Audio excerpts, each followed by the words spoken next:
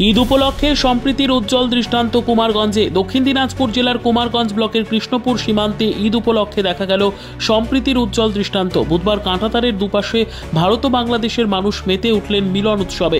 ভারতীয় অংশে Krishnapur sports and cultural ক্লাবের উদ্যোগে আয়োজিত এই মেলায় মুখ্যমন্ত্রী মমতা বন্দ্যোপাধ্যায়ের জনপ্রিয় স্লোগান ধর্ম যার যার উৎসব সবার প্রতিফলিত হলো।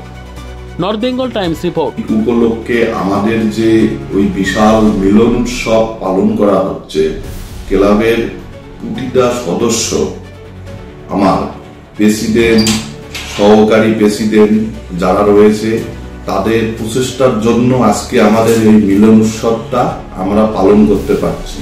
ধন্যবাদ জানাবো প্রশাসনকে। প্রশাসন আমাদেরকে যথেষ্টভাবে সহযোগিতা করার জন্য প্রশাসনকে অনেক অনেক ধন্যবাদ জানাবো বিএসএফ দের জওয়ান যারা আছে, তারা আমাদেরকে সব সময় হেল্প করে।